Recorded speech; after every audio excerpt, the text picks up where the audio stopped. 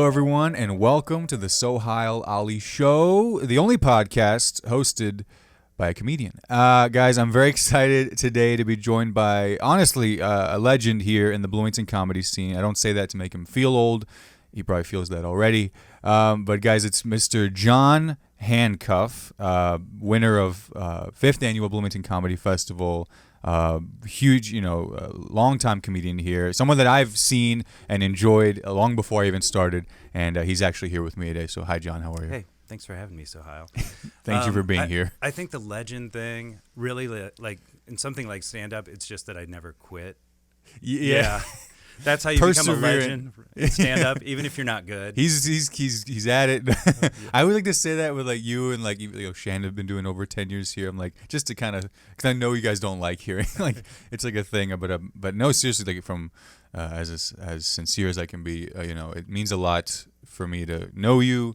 We haven't really had like a conversation before. Yeah. We see each other at the club here and there, but you are somebody that I admire and respect a lot in comedy. I don't know you personally, so maybe that. but seriously, somebody that I wanted to talk to and kind of hear about your journey and things like that. Well, now I'm totally uncomfortable. But, all right. Now we're in a good spot. Now we're cooking. Yeah. But guys, I want to let you know that John will be headlining at the Comedy Attic this New Year's Eve. That's right, which is tomorrow by the time you're listening to this. So tomorrow, Tuesday, December 31st, he's doing 2 shows, 8 o'clock and 10:30 p.m. And 10:30 p.m., that's the champagne and the toasts, New Year's Eve. And you can get tickets now at comedyattic.com. And how you feeling about those? I'm feeling good. I'm feeling better now than I did a month ago. I'd been able to get a bunch of shows up through October, and then it seemed like nobody was booking in November. So I had this big gap, but then starting in December, it really picked up. Nice. Matt Alano Martin, shout out to Matt. He was, whenever he had a slot on a show, he's like, you want to do this, you want to do this. So I was able to get some stuff through him. Yes. Kind of, running your newer stuff maybe. Yeah. And honestly, I've been thinking of these shows as it's going to be more of a retrospective of my close to 20 years total in comedy. So there's the good thing about doing it that long and not writing topical material is that I can pull something out from 15 years ago. Yeah. And the odds are most of the audience has never heard it. It's new to them, or they've forgotten about it. Yeah, your greatest hits, your favorite ones, things like that. I mean, honestly, so that's what I've been doing with these shorter sets, is kind of pulling out some of those longer or older bits and just relearning them. For sure. So I've actually had to go on Bandcamp sometimes to listen to older recordings. So that to kind of remember how you did them. Those sound great, by the way. I want to make a plug for your Bandcamp because I was doing research for you, and I found that and I was like, this is great audio. I mean, I feel like today, with the specials and everything, the audio part of it all is kind of lost. Yeah. And I don't know if that's something you really focused on as well, because I mean that's everything for the album. Yeah. So there's 2 full lengths. One of them, Aaron Nadell, who was a local comic here for a long time, who was also an audio video guy. He did Pacer games. He filmed Pacer games. Oh, cool. But he had a setup in the Comedy Attic, so he would record us live. He had the audience mic'd, and that's cool. And you can hear like individual people's laughs too. It's pretty great. And then the second one was Jake Belzer at Primary Sound here in town, who he just recorded Matt's newest album. Yeah. He's a great guy. Okay, cool. I've worked with him on actually some podcast stuff. Oh, nice. Before. Just super great guy who teaches at IU, audio production at IU. Nice. So, and I've heard those are just like not even mixed. That's just raw. Yeah. I think Jake may have done a kind of first Zoom pass, recorders they got. Yeah, but crazy ones. But this is just for the whatever audio nerds. I know, yeah. If you're thinking about doing an old school album, which I mean, the album is cool. Like you can. I don't know if you grew up, with CDs and grabbing comedy albums. I wanted to ask you, what role comedy had in your life. What drew you to it? What kind of got you interested in it? Was it something you liked as a kid, and then what kind of eventually drew you to? Because you started when you were a student at IU, right? Yeah, I started doing stand-up then. Yeah. But yeah, I mean, it was one of those things. Like I heard it may have been Carlin who talked about the class clown versus the class comedian. Yeah. And the class clown was the guy who would run through the cafeteria naked. Yep. But the class comedian was the guy who convinced him Yeah. that would be funny. Right. Right. So I was more that guy, just kind of on the periphery. Yes. And like I talk about this on stage, but I lucked out as far as comedy goes and having a dad who was an alcoholic. Hell yeah. Yeah. So you gotta Great source. You gotta keep him happy. Material. Yeah. You know? Yep. And motions in check. And yeah. Good and at taking the temperature of the room. So like we watched tons of sitcoms. My folks had a bunch of comedy albums. Hell yeah. By artists who are now not the hits, people you want to reference. Bill Cosby, Yes. R. Kelly, all the classics. Exactly. Yeah. It's funny, yeah. You look at some, back in the day, but yeah, okay. So you guys enjoyed comedy as a family, and, yeah. And so I listened to the stand-up albums and was kind of just blown away by the world that some of these guys created. Even there were the storytellers who would paint this picture, but you'd also have guys like Stephen Wright was a big guy for me. Oh my God. Like my big influence early on. Like when I started getting booked in the 90s, I had Tom Sobel from Louisville told me that Stephen Wright shit was going to get me killed on the road. Oh, can I use profanity? Yeah, of course, okay. Please. Yeah. I meant to ask beforehand. No, we were filthy. But did you ever get to see? He's still alive, right? Yeah. Did you ever get to see him? I've never seen him. Oh man, that'd be something. But he was a huge influence on me as far as I wrote a lot of one-liners. I could see that, because for those. I was going to say you've won many things, including the hearts of a lot of the Bloomington comedy scene. They know you're very precise, your jokes. Like you're saying, you can really take them and bring them back, and they're very... So I can see a lot of that Stephen Wright-esque maybe discipline or the school of that writing. Yeah. Maybe, and maybe that's something you kind of like. I come from a writing background. Like even early on in elementary school, that was kind of the thing that where I could stand out. Yeah. Was as a writer, and I was like the journalism nerd in high school. I was a small high school up north in Indiana, and I was like yearbook and newspaper editor. Nice. And then I worked in newspapers for a while after college, and so I always admired that people who could that brevity. Yes. And so it's like at the Attic, I've had opportunities to work with like Gary Goldman. Which is so to get to see people who like can take it to that next level. That like the writing I think is probably my favorite part. I was Goldman had the funny when he was on Seth Meyers. He's like, the guy who played Jerry on Seinfeld. Yes. But you've got it, being here, obviously now, headlining, but over the years, pretty much you've been with the Attic since it was opened. Is Almost. that correct? Yeah. So it opened in It opened in September of 2008. Okay. And then May of 2009, they did the first Bloomington Comedy Festival competition. Yes. Okay. And that was the first time I did stand up. For the contest? Yeah. So cool. It was like late May 2009. Wow. Yeah. But I did do stand up from 92 to 96. Yes. I was based here. Yeah. And did we have a club then? No. No. Bear's Place on Monday nights was amazing. Oh my God. At that point. Yeah. I don't know. Ron Schock is probably the biggest guy I ever worked with. Him or Matt Graham, who was Ron Schock was part of the Bill Hicks group in Houston. Oh wow. In the 80s. And they came through here? Yeah, he came through. Wow. Here I would hear that because I didn't get a chance. I wanted to go to Bear. The open mic was still going on in 2020. And it was like March, and I was like, I'm going to go to this. I was like, I'm going to go. And I told myself I'm going to go, and then I was like, I'll go next week. It's every Monday. There was no next week. So that's kind of, but then Bears sadly closed. But you would hear legends of all, like Roseanne was there. It was an amazing room. But now I feel like the stage is too high. But I mean, it was this enclosed space that held maybe 100 people. Because that was Comedy Caravan, right? Yeah. Yeah. and when it was full, like it was the loudest room I've ever been in. Wow.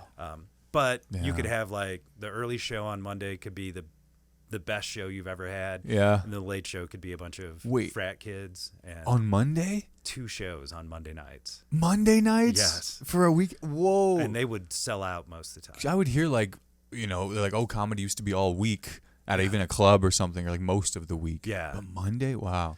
Yeah. So Tom Sobel booked that. And there was like a run. It was like Bears Place Monday. Yeah. Tuesday was like Lexington.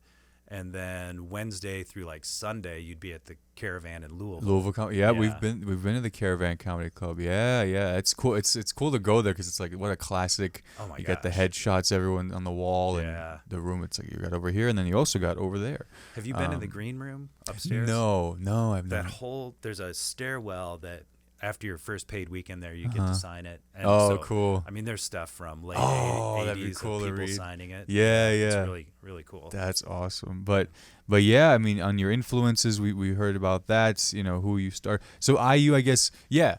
So I want to know about that very first time. I love always hearing the story of the very first time you did it. So you're at IU. Yes. So when and then where?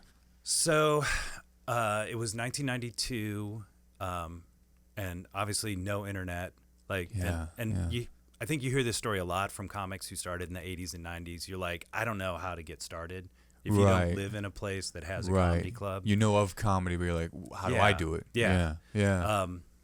So there was it was just an ad in the IDS for the student comedy competition. Oh, okay. And were you working at IDS? no, Okay. I wasn't. No. But I mean, we read it. Yeah. Read it, You saw, yeah. There were tens of thousands of copies all Yeah, over yeah. Bloomington.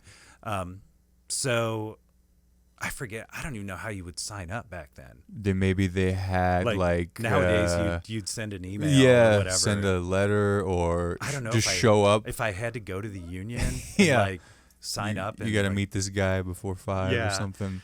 And maybe it was a union board thing. It was. It was in the union. It was like underneath like the food court. Like where it is now?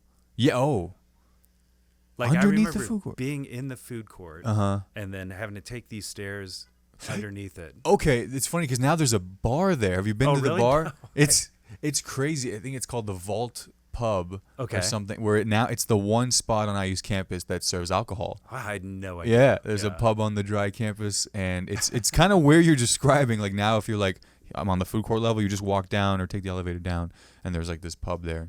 They do like trivia and stuff there, but must have been. I think it's the only time I've ever been down. Yeah.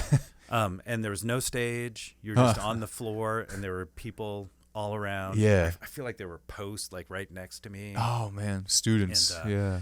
So it was the same night as the Kentucky Duke game where Leitner hit the shot. Holy. So this is March. No wait. Yeah. Maybe around the spring. Yeah. It must have been spring. Spring of '92, right? Spring semester '92. Yeah, around that time. Because I remember going upstairs to check the TV Oh to see the score of the game, and then going back down to see if I was up man. yet. That's sick.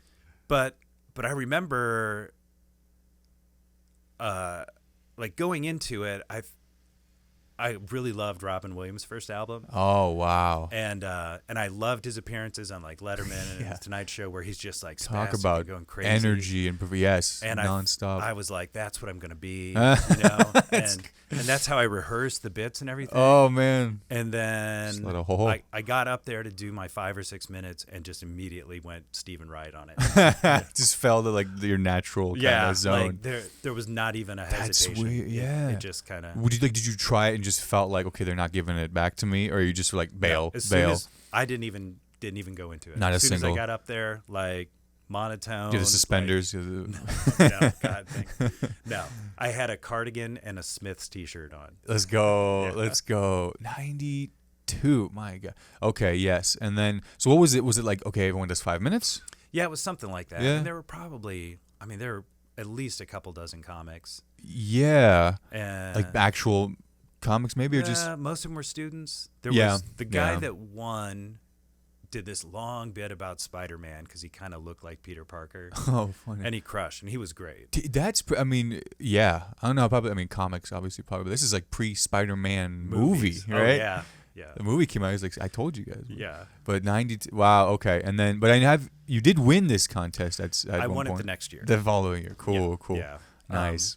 And actually, one of the people so that first year, I talked to the judges afterward because they named the top 5. And I was like, well, I wanted to find out where I finished. Yeah. And they said I ended up 6th, which Okay. they probably just told everyone that. It wasn't Yeah. top 5. Yeah. Yeah. You were close. Yeah. Yeah. But I was like, are there any other places around here I can do stand up? And so they gave me some phone numbers of some people in Indianapolis. Okay. And so I started doing an open mic up there. Crackers. I got to Crackers. This was at the Brass Menagerie.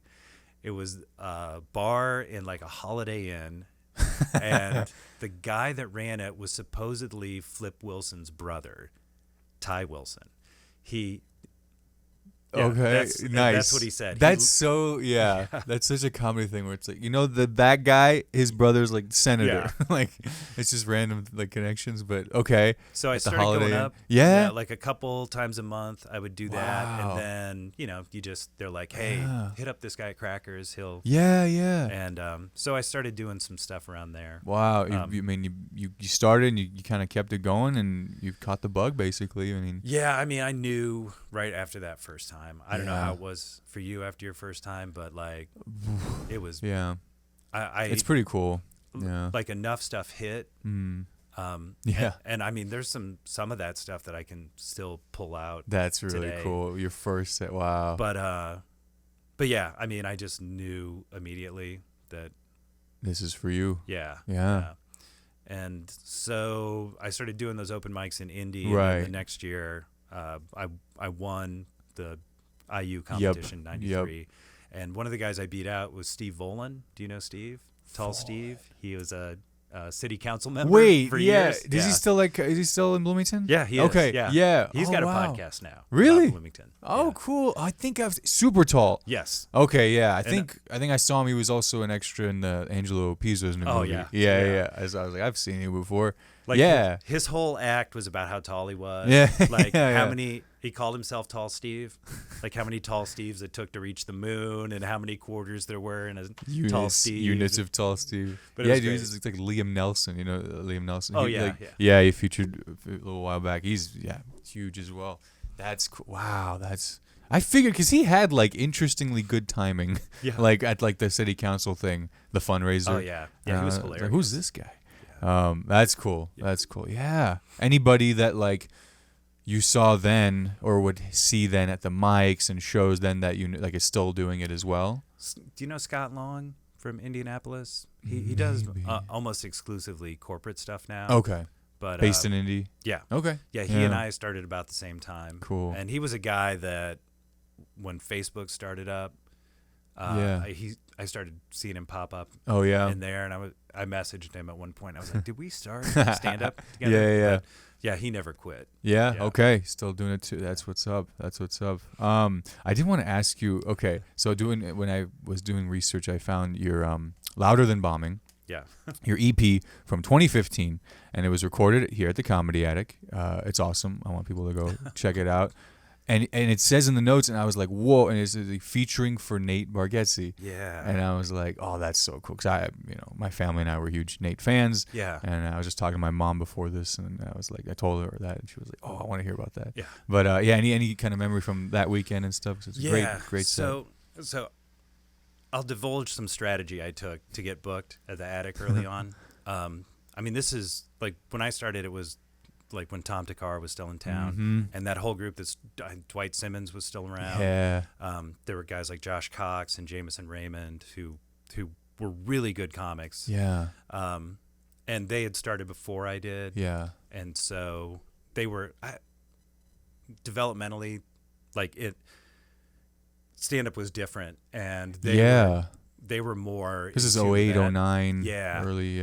Like, I'll get to Bargatze. Yeah, sure. No, please. But I remember the first time I came. So I stopped doing stand up in '96. Right. I just being on the you were on the road at that point, and it just wasn't for me. Was there someone you were with more than others? Just kind of all over. It's all over. Mostly one-nighters. Yeah.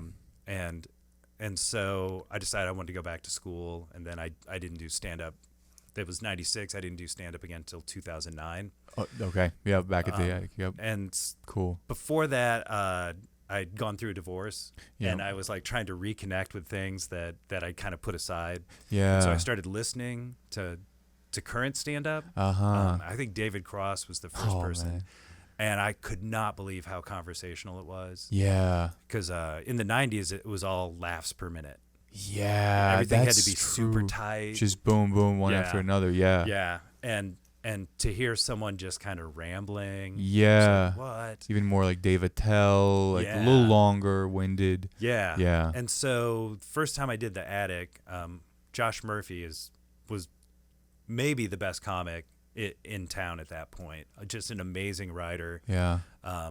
He was the first guy who of that group who could be going this direction, wander off, and then somehow tie it back in. Wow. Is he still doing it? Or? No, I don't think. Okay. He writes for a living now. Oh, cool. But cool. But very talented, very strong. But he had a notebook on stage, and I was like, "You're doing 5 minutes, and you need your notebook." I can't believe. But then I started to understand and appreciate this new style where it was more conversational, a little looser. Yeah. And so at first I had to build verbal pauses into my act, right? Because everything was just too tight and too polished, right? And in real life, I stutter, I hesitate, all sorts of verbal pauses, and I realized it's more how I speak naturally. I see. Getting closer to those two things, how you actually speak and how you are on stage. Because it used to be in the 90s, the bookers would tell you need to be the best dressed person in the room. The person on stage needs to be the best dressed person. They said that? Yes. Wow. You would hear that all the time. Wow, thanks. And it was all about getting that tight 5 minutes so you could submit to late night. Even doing crappy one-nighters, the bookers are you got to be cleaner, everything's got to be tight. Clean. Wow, yeah. So it was so refreshing.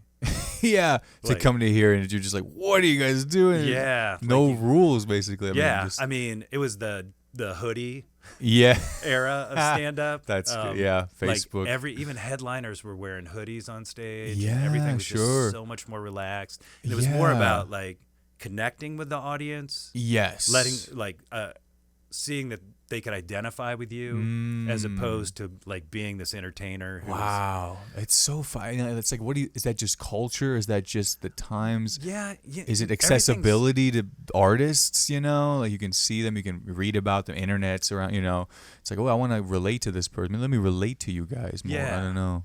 Yeah, I think it just all became more personal. Yeah, the material in the 90s was absurd and it was observational. Right. You connect in that way. But, right. But Seinfeld is Goldman talks about how you don't know anything about Seinfeld by watching his true. act. That's true. Yeah, he's still kind of, exactly. Yeah, there's that separation, but there's Seinfeld the person who you hear nothing about except when he's dating high school girls. yeah. The stuff he wants you to know about. Yeah. Yeah. And then there's the Seinfeld character. Right. The act, right? Yeah. The act they put on. But it seems blurring those lines. You come here, it's a little casual. You feel, okay, things have changed. I got to adapt this, and then you kind of fully embrace it pretty much. Yeah. Yeah. So early on, I was kind of later in that group I was the last part of that first group. Right. And so I figured out the easiest way for me to get booked would be to request the headliners that I knew no one else wanted. Because nice. I mean we had big names coming through pretty early on. Yeah. And smart, very smart. And you get to work with a lot of how Jared books. Yeah. Even if you've never heard of the headliner. Yeah. 95% chance they're going to be amazing. Incredible. Yes. Each time I'm like, Jay, just every. Yeah. Yep. And back then, there's a 95% chance in 5 years they were going to have. Oh yeah. They're going to have their own show. Or Yeah, he did. There was that point. Yeah, at the right before the Apex, right? Yeah. Whereas now he can get the established names and he gets up and comers. Yes, for sure. But so eventually, like I just did those weekends and it was great. Yep. But then Tom moves and that kind of everyone in that first group moves except me. So then at that point I'm like, then I start asking. Then I for get specific people I want. headliners. Yeah. So now you kind of have your choice. Yeah. So like I got Rory Scovel. Oh, what year? I mean, it couldn't have been maybe 2014, 2015. Wow. It was before he did the movies. And before he was on his first TV show. I remember seeing his Conan sets. Yeah. Conan and stuff. Yeah, so with that's John Doerr, Yeah. where they're both on stage at the same time. Yeah. I mean, I was gonna say like this kind of one might even describe as like the 2000s, 2010s, not maybe alternative kind of wave, maybe. Yeah. But it's probably more that. It's obviously not the Patton, that group, right? But right. I think it's when that Chicago group had left Chicago. The Pete Holmes, Hannibal, Kumail, Hannibal, Kyle Kinane. That's true. That's true. I think it's the scene that kind of grew up around those guys. John Mulaney. Yes. Yeah. So Roy Scovel. I got Chris Hardwick. Wait, the midnight. Yeah, it was like that's cool. He 5 shows completely sold out. Do you have the suit on? Yeah. He wow. And people were driving 4 hours to go see him. And did he have the show at this point? Because that show, I think he did. Right? Because that was like 2010. I think I remember 2011. Yeah. Yeah. Wow. And and the whole Nerdist thing had blown up. It was huge. Oh right, that's right. So that's big. Yeah. He it was super nice guy and he would literally, like, everyone who came wanted to talk to him. Yeah. He would literally talk to every single person. Most of them brought some sort of Doctor Who thing for him to sign. Yeah. It was crazy. Yeah. He wasn't on it, was he? No, I don't know. He was just kind of maybe in the fandom. Yeah. But at that point, at the Attic, the MCs used to have to stand down at the bottom of the stairs and hand out handbills for like the upcoming shows. Right. And you couldn't come back upstairs until the showroom was empty. Oh yeah. And so like I said, he would talk to every person. It's a slow trickle down. Right. And oh my God. I was one of the late shows, I was down there till like 1 a.m. What?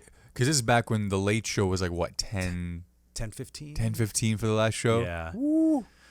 Yeah. So, and a lot of the time they would go long if there was no show downstairs because it was the late show. So if they wanted to do an hour or hour. Oh, 15. right. Exactly. Yeah. There's the next one. That's crazy. And then it was like Thursday through Saturday, right? Yeah. That's a lot of shows, man. That's so, cool. So I got him, but then Nate was a guy that I requested then. Oh, man. And, so you were like a fan, everybody had seen his stuff. Yeah. I mean, 2015, that's before his Netflix. That's before... Maybe he actually had some albums, I'm sure, but I feel like I knew about him in 2019, maybe when his special came out. I'm trying to think if I just knew him because he'd been to the club or, but obviously with his style, like I was really attracted to that. But the issue was for me, like a lot of the time I can only see stand up when I'm on a show, so those weekends I watch every second of his sets. Yeah, and you start to pick up on that rhythm of his. Yes. So like I had to be extra vigilant to make sure that I wasn't just, right. Just ripping that cadence off. Totally, it can seep in for sure. But yeah, I love doing that. I did that with like Jay Jordan, for example, where I'm just like, I'm gonna watch every set because I heard Shanda talk about that. You guys always talk about as host, you just gotta watch and listen, and the green room gets a little crowded. But I'm just like watching. I'm like, this is insane. Not that I could even try to mimic his cadence, but yeah, I can only imagine like in the intimate space that is the Attic, you kind of see every little detail of what they're doing. Yeah. So that's really cool. Like, did you? Because you were featuring that weekend and you recorded great set and everything there. But yeah, that's just so cool to think. That was not that long ago, and we watched his other Netflix special the other day. Yeah, that's really it's cool. one of those. I mean, I have his phone number. Yeah, I've never used it, but yeah. I know I feel that way now when I talk about Emil, where I'm like, I got his too. Yeah. But yeah, I wanted to talk. So in all your experience and all your time doing this, I always like to ask, like, was there a show you had that was like pleasantly surprising? Like you didn't think it was gonna be so good, but it ended up being actually really good. Like something you like think back on fondly, maybe. Because we know comedians, especially in these areas, it's dive bars, it's the corporates, it's all over really. You can find yourself with the don't tells, any given place. I don't know if there's anyone that sticks out to you where you were like, I don't know about this one, but it turned out to be actually like pretty cool. Yeah, honestly, I feel like it's happened a lot, but part of it may be I'm to this point where I just assume. Like a lot of these one-nighters are just going to be awful. Yeah. It's a good expectation level to have. Like the bar, I set the bar so low. Yeah. But, gosh, I don't know. I tend to not remember.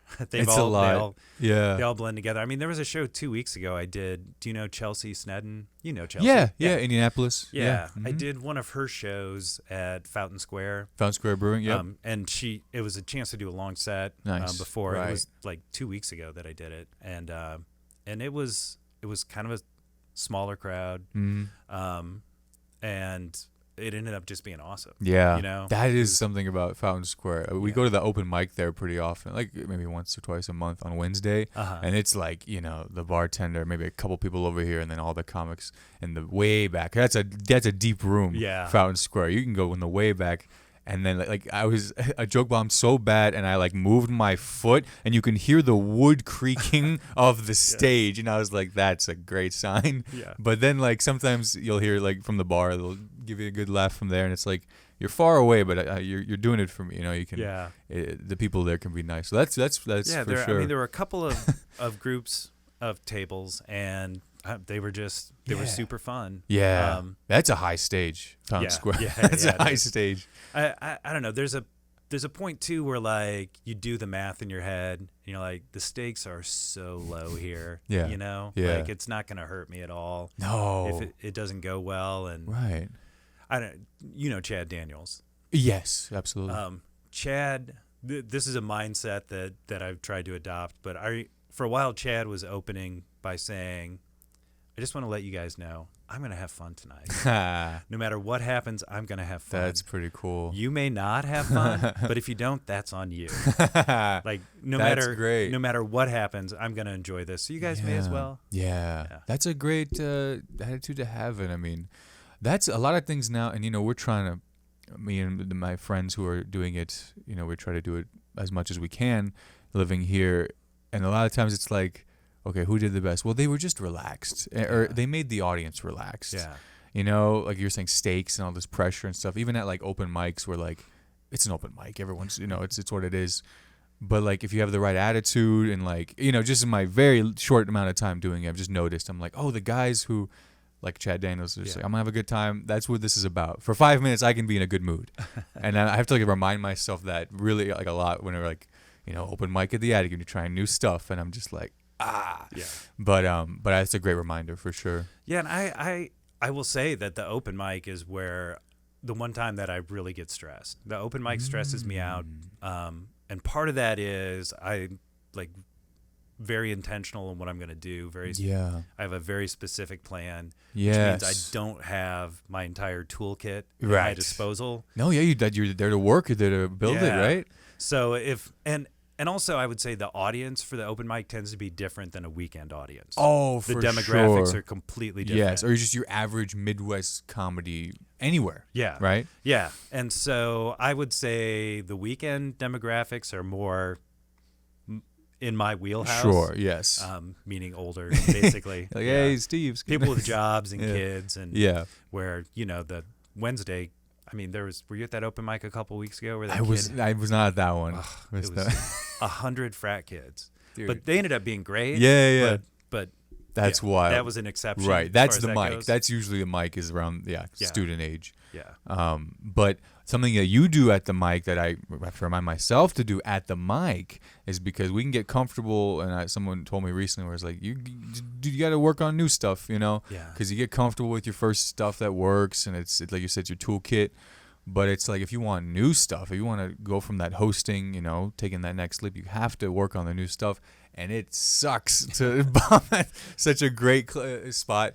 But I'd be like, it's just developing. Yeah. And but if you have the kind of right attitude about it, but that's something you do, which is not, but like to work on new stuff. Yeah. And I see you do that, and you get your notebook, and then you're doing it, and I go, oh, I have not heard any of this before, and you're working it, and I wonder how, it comes back to process, which is, do you record, do you listen back, how do you do that? Yeah, I do.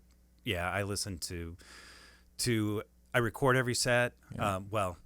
Definitely every open mic set. Yeah. And if I have newer stuff in a longer set, I'll record those sets. And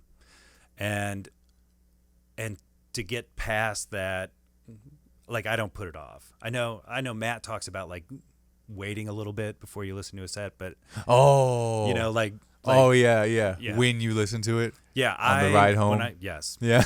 I just go ahead and It's so hard sometimes for me, but like I'm getting better at it now. Where I'm like, you just take the pill, throw it on. It's either not going to be as good as I thought, or it's not going to be as bad as I thought. Yeah. It's right. It's going to be somewhere in there. Yeah, and sometimes there are things you don't even notice when you're on stage, where you realize, oh, this part got a reaction. Yeah. That I didn't. It's all coming out right. It's hard to I remember everything, right? Yeah. So yeah, that's true. It's like what actually happened. Yeah, and I will say that like back when Tom and all those other guys were here, like we would go through phases where one person was just tons of new material, just crushing it, and we were all going to the open mic every week, and so you would see somebody who was just like on the hot streak, and it would motivate you. You're like, yeah, for sure. And then, I mean, Jared and since Limestone started, Matt have always been like, you guys need to be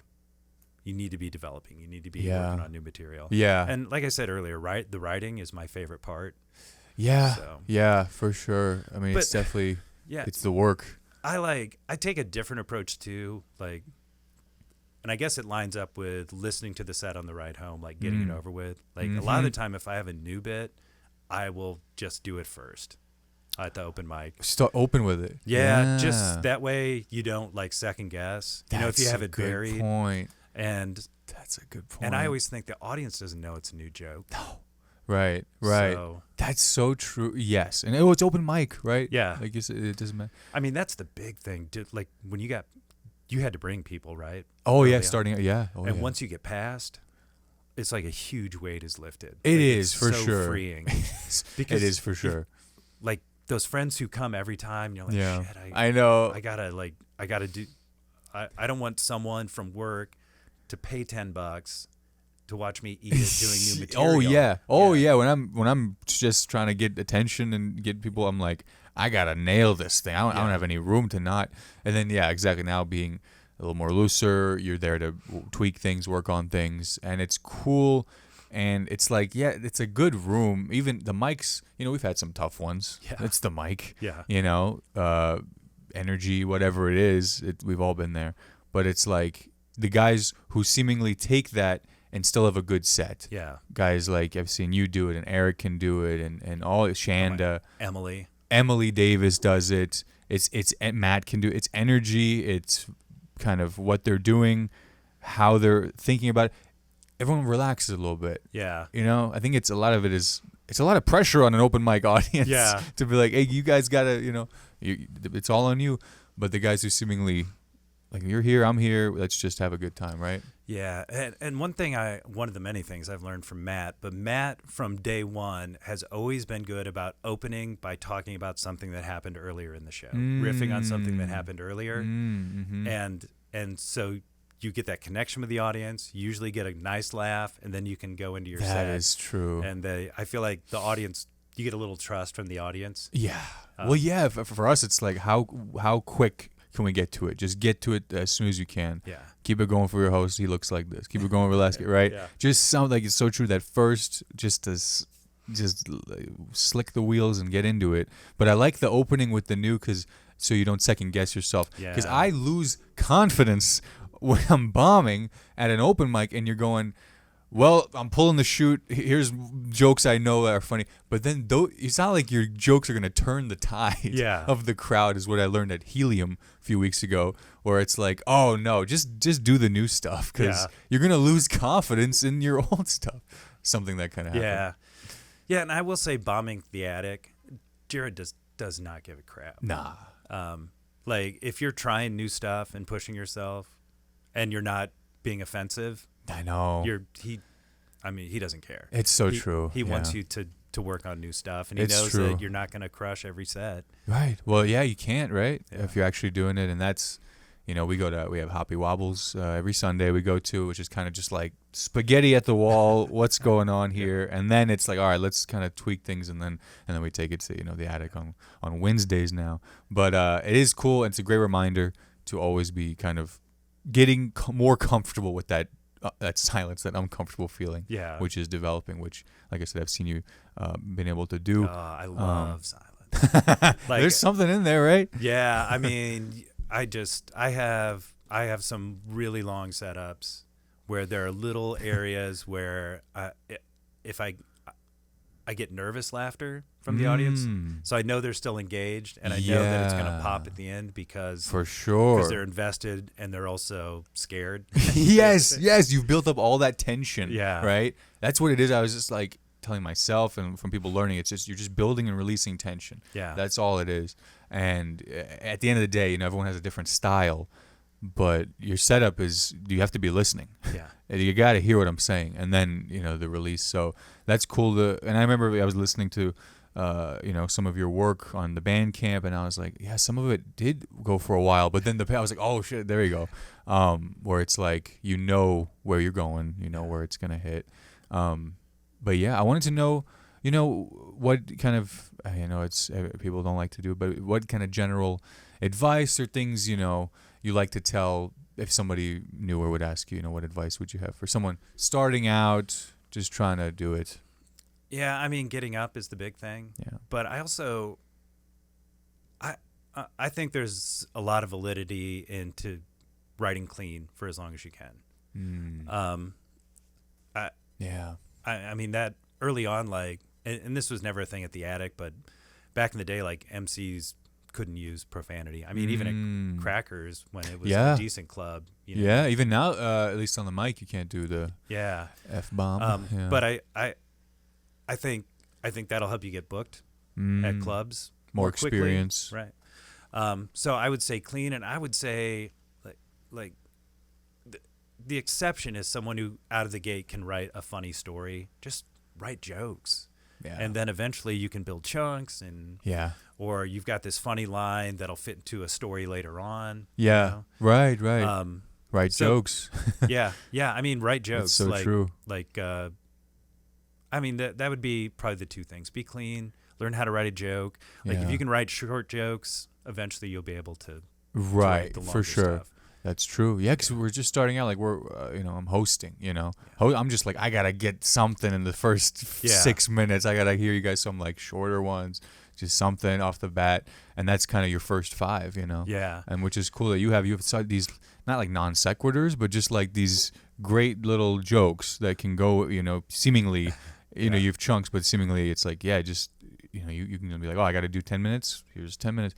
Yeah. Do you know how long each of your jokes are, like that kind of thing? Yeah, I have a pretty good sense. And I don't know. I guess it's just from doing it a lot. I mean, like I did a Don't Tell last night. Yeah, how was that? It was amazing. It was, saw it was sold out. Yeah, that's awesome. And the venue's great. The Pink Poodle. Yeah, where they had it last night was great. And Ryan Singer's awesome. That's cool. That's Callie awesome. Botkin from Louisville. Yes, was on the show. Did she bring her ukulele? Yes, she did. Yeah, I had to follow her too. Oh man. So, but Callie's great. I get excited by stuff like that. Someone whose style is totally different. Yeah. And like, I forgot my ukulele. Yeah. She had, she closed with a song about basically anal sex. Yep. And so I was able to riff off that. Tracks. That's And so yeah, it was. But like I had a rough idea of what I wanted to do. I was doing 15 and so I got the light at 13 and I was like, oh, I guess I'm doing this bit. Yeah. Because then all right, this takes about this much time. Yeah. But yeah, man, you're very, very like precise, very organized. I like in comedy, it's like all of us, we're all just trying to figure out whatever works for us, But then I see guys like you, and I'm like, okay, this is cool. Like you can. I was like, something I was saying, I was like, don't take it seriously. Don't take yourself too seriously. Yeah. And I feel like I see that, and it's like the discipline and just like setting yourself up to do well, right? So these are all great reminders and things that myself and all my contemporaries should definitely, remind ourselves. I found a tweet from 2010. Oh God. And it might be from Josh Cox, was it? Okay. I think it might be. Jon Hancuff. Jon Hancuff looks like a LL Bean model and sounds like public radio. Yeah. Okay. Yeah. I was just like, wait a minute. I'll bring that one up. I think that's pretty much LL Bean model for sure. Well, thanks. I Come appreciate on, it. This whole the whole collection. Awesome. Well, I mean, I have a few things, but I wanted to talk about if you have any other, again, New Year's Eve. Yes. 2 shows.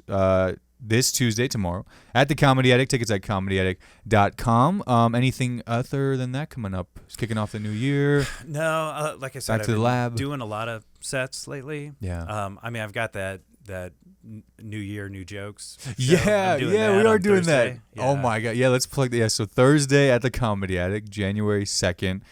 What does it start? 7 o'clock? I think so. Yeah. 7 o'clock. Yeah, because there's like 30 plus comedians doing it. John will be on it. I'm going to be doing it too, where we perform a new joke. Yes. Never been done on stage. Yes. Right? We're going to do it on stage for the first time, which will be very fun. There's so many, including John, so many amazing people doing it from all over here and around the area. So you guys should definitely come check that out. But we were talking about that. We were like, Eric and I were like, that's going to be the first show where it's like, at least there'll be an audience. Like, we guaranteed 30 plus. Yeah. But yeah, you have your plan for that one yet? I mean, a rough idea. I have no clue.